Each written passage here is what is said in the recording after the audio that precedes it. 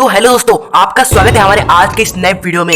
दोस्तों आज की इस नए वीडियो में हम नई चीजें सीखेंगे। वो क्या है दोस्तों, हम प्रतिशत टूटी निकालना सीखेंगे। जी हाँ दोस्तों, जैसा कि आपको पता है कि ये क्लास 11 फिजिक्स के चैप्टर नंबर 2 का दोस्तों एक इंपॉर्टेंट टॉपिक है और ये आपको आना ही चाहिए, क्योंकि इस टॉपिक से दोस्तों आपके एग्जाम में न्यूमेरिकल्स आते हैं। तो ना सिर्फ इस वीडियो में हम इस टॉपिक को अच्छे से पढ़ेंगे, प्रतिशत टूटी निकालना सीखेंगे, बल्कि साथ ही साथ दोस्तों हम टॉप क्वेश्चंस भी सॉल्व करेंगे इस टॉपिक से रिलेटेड। दोस्तों वो वे क्वेश्चन होंगे जो आपके क्लास 11 एग्जाम में पूछे गए थे और दोस्तों पूछे जाएंगे भी। तो दोस्तों वीडियो को लास्ट तक जरूर देखिएगा और मैं गारंटी देता हूं दोस्तों, अगर आपने इस वीडियो को इंटरेस्ट देख लिया तो प्रतिशत टूटी निकालने से आपको कोई नहीं रोक सकता और इस टॉपिक के हर एक प्रश्न को आप सॉल्व कर सकते हो। जी हाँ दोस्तों, तो दोस्तों चलिए बिना टाइम वेस्ट करते हुए आपका अपने आज के इस वीडियो को स्टार्ट करते हैं।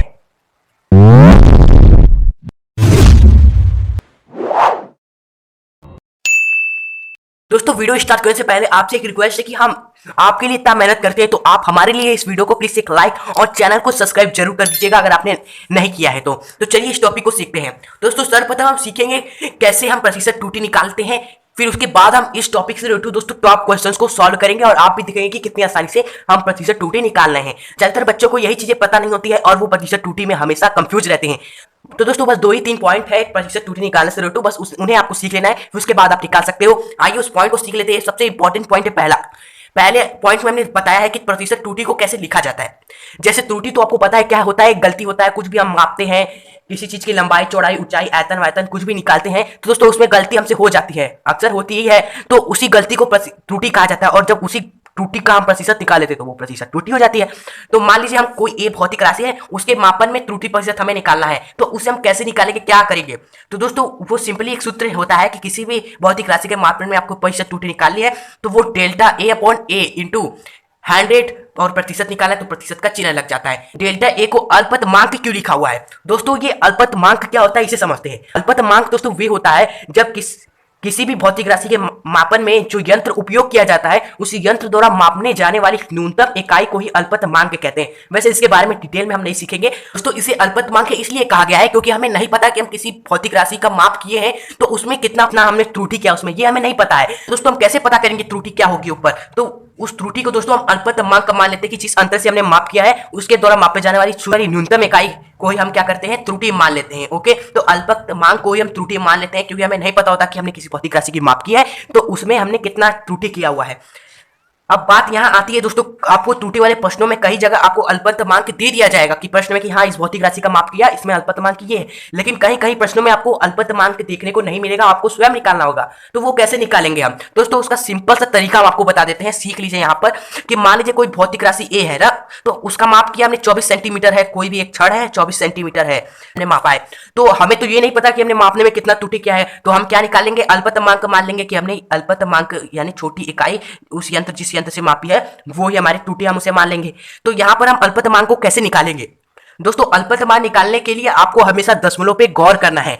इस जो नंबर लिखा है 24 सेंटीमीटर, क्या इसमें आपको कहीं दशमलव देखने को मिल रहा है? कहीं भी दशमलव नहीं है, तो यहां पर दोस्तों आपका डेल्टा ए 1 हो जाएगा। जब आपको दशमलव कहीं देखने को ना मिले तो अल्पतमांक आप 1 ले लीजिए। ओके, लेकिन जब हम कोई भौतिक राशि की माप करें वो 32.3 हो, यहाँ पे तो दशमलव आ गया तो हम क्या अल्पतमांक 1 नहीं लेंगे, यहाँ पर क्या करेंगे, देखिए दशमलव को देखिए, दशमलव के बाद कितना अंक है, P1 अंक है ना, तो उस पहले इस दशमलव को लगाइए, फिर पहला अंक है तो पहले स्थान पर 1 लिख दीजिए, तो 0.1 आपका क्या होगा, अल्पतमांक होगा।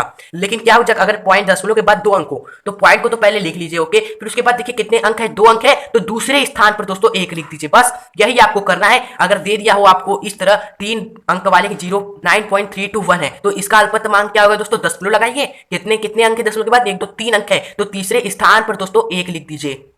तो आशा है दोस्तों अल्पतमांक निकालना आप सीख लेंगे, बहुत ही आसान है। आइए एक छोटा सा एग्जांपल कर लेते हैं। ये एग्जांपल है, अभी तो क्वेश्चन आएंगे बाद में टॉप क्वेश्चंस अच्छे। पहला एग्जांपल है, जैसे आपको समझ में है जो हमने आपको बताया कि एक स्केल जिसका अल्पतमांक 0.1 सेंटीमीटर है उसके द्वारा एक गुटके को मापा गया और वो गुटका कितना लंबा था, 25 सेंटीमीटर जब मापा हमने, तो मापन में संभावित त्रुटि निकालनी है। तो सबसे पहले तो आपने जिस गुटके को मापा वो भौतिक राशि क्या निकल के आई, 25 सेंटीमीटर। और देखिए यहाँ पर अल्पतमांक हमें दिया हुआ है तो हमें निकालने की जरूरत नहीं है। क्या है अल्पतमांक दोस्तों, 0.1। अल्पतमांक यानी डेल्टा है जिन्हें डिनोट करते हैं हम त्रुटि मान लेते हैं, वो हमारा 0.1 है। ओके, तो यहाँ पर हम क्या इस भौतिक राशि ए में प्रतिशत त्रुटि हम नहीं निकाल सकते हैं दोस्तों, इस सूत्र से जो हमने आपको बताया था यहाँ पर delta A upon A into 100%, तो यहाँ पर वही सूत्र लगा दीजिए। डेल्टा ए हमारा क्या है 0.1 है, 0.1 अपॉन ए हमारा क्या है 25 है, 25 इंटू 100 प्रतिशत निकाले तो प्रतिशत लगा दीजिए। अब यहाँ पर देखिए 25 से हमारे ये कितने बार में चल जाएगा, 4 बार में चल जाएगा, और 0.4% हमारा क्या आ जाएगा प्रतिशत या संभावित त्रुटि निकल के आ जाएगी। तो दोस्तों आशा है आपको समझ में आ गया कि कैसे ये हुआ। फिर उसके बाद दूसरा पॉइंट आपको समझाते हैं, दूसरे पॉइंट में हमने क्या कहा हुआ। दूसरा पॉइंट है त्रुटि प्रतिशत ज्ञात करते समय अचर तथा नियत राशि को नहीं लेना है। अचर क्या होते हैं दोस्तों, चर होते हैं ए से लेके हमारे जेड तक। अचर किन्हें कहते हैं, संख्याओं को कहते हैं। क्या कहते हैं, संख्या को दोस्तों अचर कहते हैं। संख्या तो हमारी इन्फिनिटी होती है, तो ये अचर किसे कहते हैं, संख्या को कहते हैं। और नियत, नियत क्या होता है दोस्तों, नियत का मतलब जो बदलता नहीं है, फिक्स है एकदम, कि वो कभी भी चेंज नहीं होगा, वो फिक्स ही रहेगा। जैसे दोस्तों पाई हो गया, पाई का मान हमेशा 22/7 या 3.14 होता है, ये हमारा फिक्स है हर समय, ये कभी बदलेगा नहीं, तो ये नियत होगा हमारा। तो इन्हीं तरह के राशियों को कभी भी नहीं लेना है जब भी आप त्रुटि प्रतिशत ज्ञात कर रहे हो, यानी कि त्रुटि प्रतिशत निकालते समय अगर आपको अचर एवं नियत राशियां दिखे तो उन्हें से हटा देना है, क्योंकि प्रतिशत त्रुटि में इन्हें हमें नहीं लेना है। जैसे एग्जांपल है 2πr, अब इसमें आप क्या निकाल रहे हो, प्रतिशत त्रुटि निकाल रहे हो, तो 2 हमारा क्या है अचर राशि है, तो इसे हटा देना है। पाई हमारा क्या है नियत राशि है, पाई का मान कभी चेंज नहीं होता है, तो इन्हें हटा देना है। तो हम प्रतिशत त्रुटि किसमें निकालेंगे, आर में, यानी कि आर का हमारा क्या हो जाएगा delta R upon R into 100। अब हमें आर का मान दिया होगा और डेल्टा आर का मान दिया होगा, तो हम निकालेंगे त्रुटि प्रतिशत, यानी कि अचर एवं नियत राशि को बस हटा देना है। इसी तरह पाई आर स्क्वायर वृत्त का क्षेत्रफल में त्रुटि निकाल रहे हो, तो पाई का मान हटा देना है, केवल आर का स्क्वायर रहेगा। और यहाँ पर जब आप गोले का आयतन निकाल रहे हो उसमें प्रतिशत त्रुटि, तो नियत राशि 4/3 ये एक संख्या है, तो इसे हटा देना है। पाई भी हटा देना है, नियत राशि है, तो केवल आर क्यूब में ही आप निकालोगे प्रतिशत त्रुटि। उसके बाद दोस्तों तीसरा पॉइंट है कि प्रतिशत त्रुटि निकालते समय अगर भौतिक राशि पर कोई घात है तो वह गुणा में आ जाती है। जैसा कि आप यहाँ पर देख रहे थे कि अगर हम उसके क्षेत्रफल में निकालेंगे त्रुटि वृत्त के, तो उसमें तो आर का स्क्वायर हो जा रहा है, यहाँ पर तो आर था तो हमने इस तरह लिख दिया, लेकिन जब आर का स्क्वायर होगा तो उसे हम कैसे लिखेंगे। तो दोस्तों हमने बताया हुआ है कि जब भी प्रतिशत त्रुटि निकाल रहे हो तो उसमें अगर आप किसी भौतिक राशि पर आपको कोई घात दिख जाए, घात कुछ भी हो सकती है, 1 2 3 n कोई भी घात हो सकती है, तो वह गुणा में आ जाती है। गुणा में यानी कि इसमें जब आप निकालोगे तो ये 2 हमारा क्या हो जाएगा ऊपर का, वो इधर गुणा में आ जाएगा, और बाकी आर का जो होता है, बाकी जो आर है हमारा उसका delta R upon R into 100% इस तरह आपको लिख देना है। ओके, बाकी जो घात में है वो गुणा में आ जाएगी, बस ये आपको ध्यान रखना है। दोस्तों लास्ट हमारा पॉइंट है प्रतिशत त्रुटि निकालने में आपको हेल्प करेगा, आपको आना चाहिए कि त्रुटि या हमेशा जोड़ना है, चाहे वो गुणा हो या भाग हो। ये बहुत इंपॉर्टेंट पॉइंट है कि त्रुटियां हमेशा जुड़ती है दोस्तों, वो अगर गुणा हो रही हो तब भी आप उसे जोड़ेंगे, गुणा का चिन्ह हटा के प्लस का लगा देंगे, और भाग हो रही है तब भी आप उन्हें जोड़ेंगे, यानी भाग का चिन्ह हटा के प्लस का चिन्ह लगा देंगे। हमेशा जोड़ना है त्रुटियों को।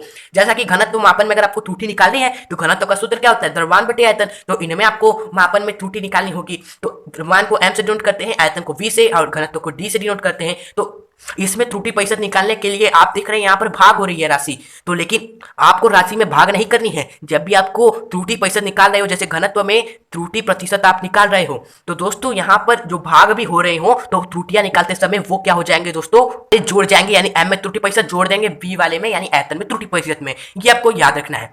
तो दोस्तों अगर आपने इन चारों पॉइंट को समझ लिया है, त्रुटि निकालने से संबंधित जो पॉइंट हमने आपको बताया, तो दोस्तों आप रेडी है, धमाकेदार क्वेश्चन सब आपके सामने आएंगे, एक से एक क्वेश्चन आएंगे। दोस्तों अगर आप इन क्वेश्चन को प्रैक्टिस कर लेते हो तो गारंटी देता हूं कि अगर आपके एग्जाम में प्रतिशत से कोई भी प्रश्न आता है तो आप उसे मिस नहीं करोगे।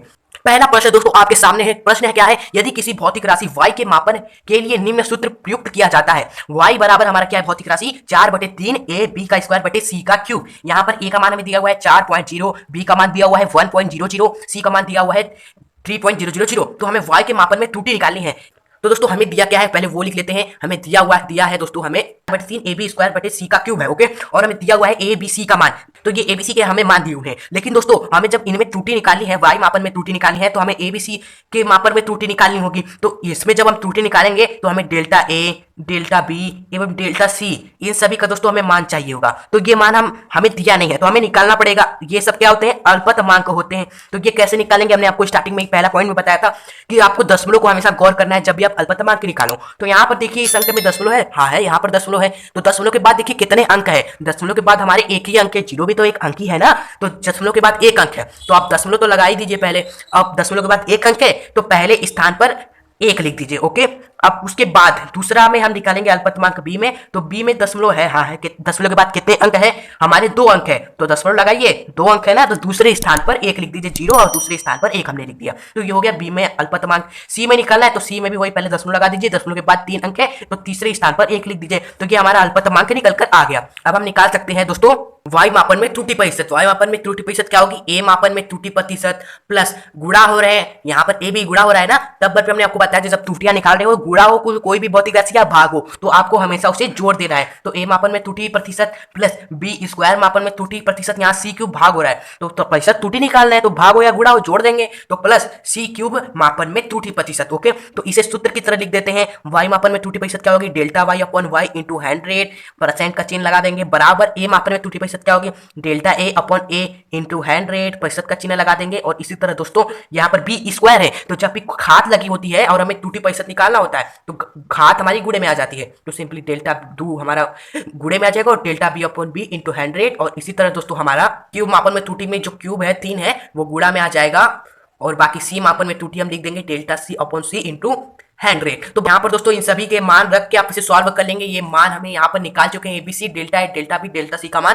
यहाँ पर आप रखेंगे तो आपका आंसर निकल कर आ जाएगा। तो यहाँ पर delta Y upon Y into 100% बराबर हमारा डेल्टा ए का मान क्या है 0.1 है। तो दोस्तों यहाँ वाई मापन में त्रुटि में हमने डेल्टा ए ये सभी का दोस्तों मान हम यहाँ पर रख दिए हैं। ये मान कहाँ से आया है, यहाँ पर जो आपको दिख रहा है वही हमने रखा है। फिर उसके बाद दोस्तों जब आप इन सभी को सॉल्व करोगे तो यहाँ पर देखोगे यहाँ पर भी दशमलव के बाद 1 अंक, यहाँ पर दशमलव के बाद 1 अंक है तो कट जाएंगे दशमलव दशमलव, यहाँ पर भी दशमलव दशमलव के बाद संख्याओं की नंबर्स की संख्या समान तो कट जाएंगे, यहाँ पर भी दशमलव हमारा कट जाएगा, तो बचेगा क्या 1/40, तो 40 का 0 हमारा कट जाएगा, ये 2 बार में जाएगा, ये 5 बार में जाएगा, और यहाँ पर 100 से 100 कट जाएगा, बचेगा क्या ऊपर 1 बचेगा, दशमलव हमने काट दिया है। और यहाँ पर देखिए 3000 है, 3000 के 2 जीरो से ये 100 कट जाएगा, और यहाँ पर 3 गुणे हमारा 30 रहेगा, तो 3 से ये भी हमारा 30 जाएगा 10 बार में। तो जो हमने काटा पीटी की आपको उसमें तो माहिर होना ही चाहिए। क्या हो जाएगा यहाँ पर 5/2 हमारा रहेगा, प्लस यहाँ पर 2 गुणे 1 रहेगा, प्लस यहाँ पर 3 सब काटे दिए हैं बटा 1/10%। अब इन्हें सॉल्व कर लीजिए, ये क्या हो जाएगा 2.5% हो जाएगा दोस्तों हमारा, प्लस का ये हमारा 2%, ये प्लस का हमारा 4.6% आपका निकल कर आ जाएगा वाई मापन में त्रुटि।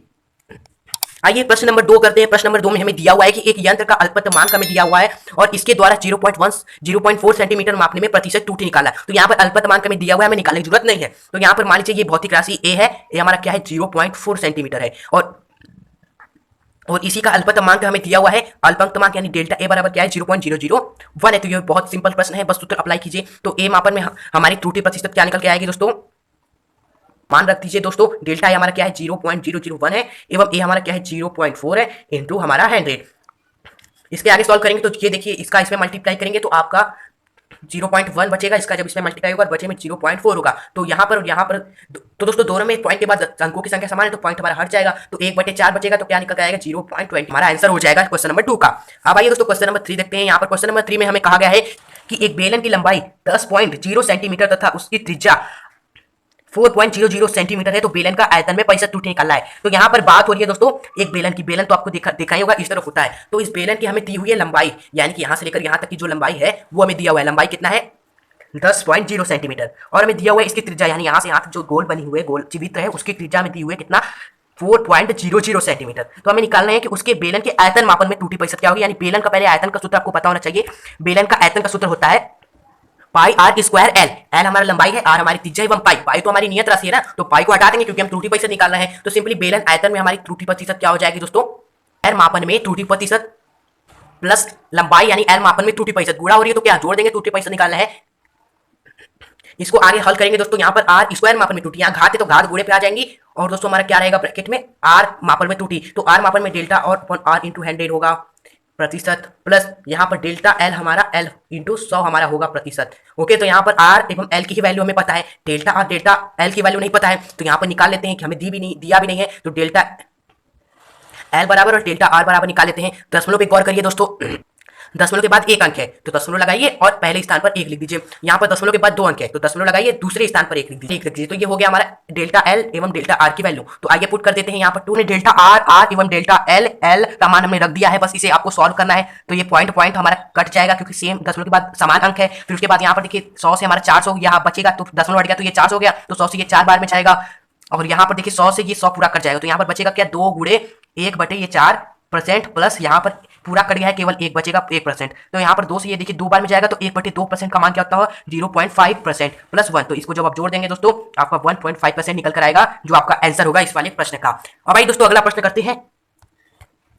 प्रश्न नंबर दोस्तों हमारा 4 है। ये वाला तो पहले वाले से भी आसान है, बस देखने में बड़ा लग रहा है। प्रश्न के किसी भौतिक राशि p बराबर a स्क्वायर b बटे c स्क्वायर है, जहां पर a b c मापन में त्रुटि प्रतिशत 1%, 2% एवं 3% है। यानी a में दोस्तों मापन में त्रुटि प्रतिशत हमारी 1% से, एवं b मापन में त्रुटि प्रतिशत हमारी 2% है, एवं c मापन में दोस्तों त्रुटि प्रतिशत हमारा 3% है। ये हमने यहाँ पर लिख दिया। और ये ए बी सी कहां पर है, ये किसी भौतिक राशि p का एक सूत्र है, क्या है, a स्क्वायर b बटे c स्क्वायर।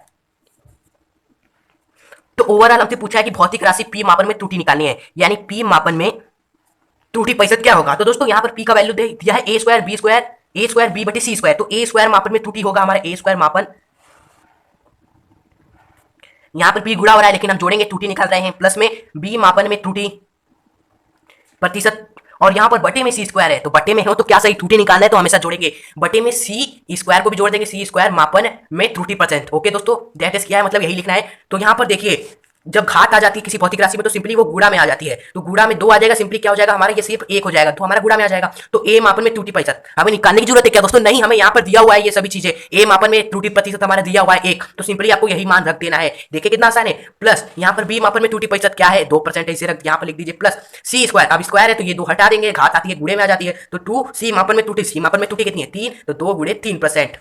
तो बस इसको हल कर लीजिए दोस्तों, हल करेंगे तो यहाँ पर 2% प्लस यहाँ पर 2% प्लस यहाँ पर 3 दूनी 6%, इसको ऐड कर दीजिए, हमारा 10% क्या हो जाएगा, पी मापन में त्रुटि प्रतिशत हो जाएगा, यही हो जाएगा आपका आंसर। तो देखिए कितना आसान था ये क्वेश्चन।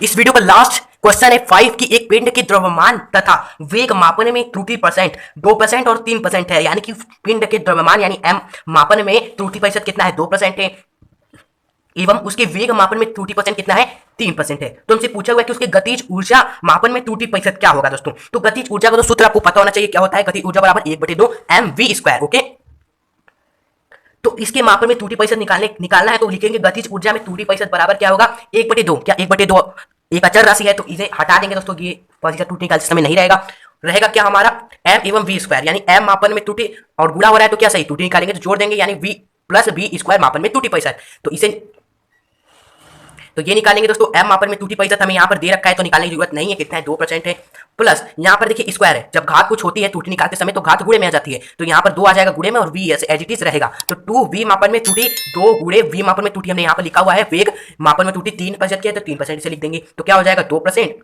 प्लस 3 दूनी 6%, इसको जोड़ेंगे तो 8% दोस्तों आपका क्या निकल कर आएगा, गतिज ऊर्जा मापन में त्रुटि प्रतिशत निकल के आएगी। तो दोस्तों देखा कैसे हमने प्रतिशत त्रुटि को निकालना सीखा, फिर बेहतरीन दोस्तों सवालों को दोस्तों हल किया, और आप भी हमारे साथ आशा कर रहे होंगे सॉल्व। दोस्तों आप करते हैं अपने इस वीडियो को एंड, आशा है दोस्तों आपको वीडियो समझ में आई होगी। दोस्तों वीडियो जरा सी भी अच्छी लगी हो तो प्लीज इस वीडियो को लाइक जरूर कर दीजिएगा, और चैनल पर नए हो तो सब्सक्राइब करके बेल नोटिफिकेशन आइकन को ऑन कर लीजिए, ताकि ऐसे ही नॉलेजफुल एवं यूजफुल कंटेंट आपको प्रोवाइड होता रहे। तो दोस्तों और अगर आपको विमेय सूत्र निकालना नहीं आता तो लेफ्ट वीडियो को जरूर देखिएगा, और आपको फिजिक्स कैलकुलेशन में प्रॉब्लम्स है तो राइट वाले वीडियो को क्लिक करें और वीडियो का फायदा उठाएं। तो दोस्तों जय हिंद, जय भारत।